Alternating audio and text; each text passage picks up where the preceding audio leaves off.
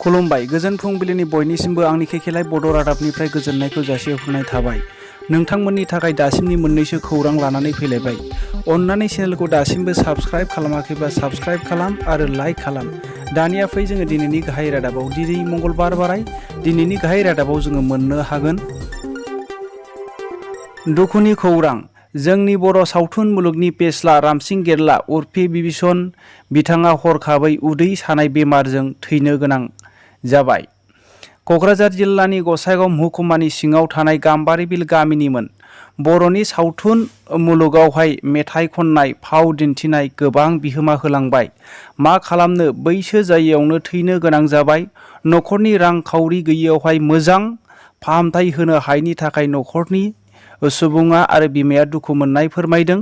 बिनि थाखायनो मोजां ट्रिटमेन्ट आरो फाहामथाय होनो हायैयावनो थैनो गोनां जाबाय होननानै बिमाया दुखु मोननायजों फोरमायदों। मोनसे जोबोद गोजोनथाव खौरां। PWDनि एसिस्टेन्ट इन्जिनियार मासिनि थाखाय सायख'नाय एबा आनजाद खुंनाय जादोंमोन। बे आनजादखौ APSCआ खुंदोंमोन। बे खुंनायावहाय गासै 260 मासिनि थाखाय बादायलायनाय आरो आनजाद जादोंमोन। बे आनजादावहाय 80 मासिनि थाखाय आइजो एबा हिन्जावसाफोरनि थाखाय रिजार्भ दोननाय जादोंमोन।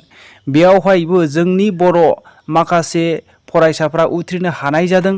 फारियै दिगन्त बर', भुपेन बर', देबजित रामसियारि, सनामिका मुसाहारि, मृदुस्मिता बर' आरो खन्थाइ बसुमतारी बिथांमोनहा उथ्रिनो हानाय जादों। बियो जोंनि बर' हारिनि थाखाय मोनसे जोबोद गोजोनथाव खौरां। 2022 मायथाइनि मिस इन्डियान बादायलायनायावहाय कर्नाटकनि सिनि शेट्टीआ देरहासार जानो हाबाय।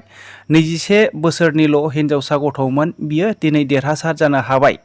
गासै 31 बादायारिफोरखौहाय फेजेननानै दिनै मिस इन्डिया मुं लानो हानाय जाबाय। बे बादायलायनायखौहाय जिअ वार्ल्ड कन्भेन्शन सेन्टारावहाय खुंनाय जादोंमोन। बेजों लोगोसे दिनैनि रादाबा एसेनोसै।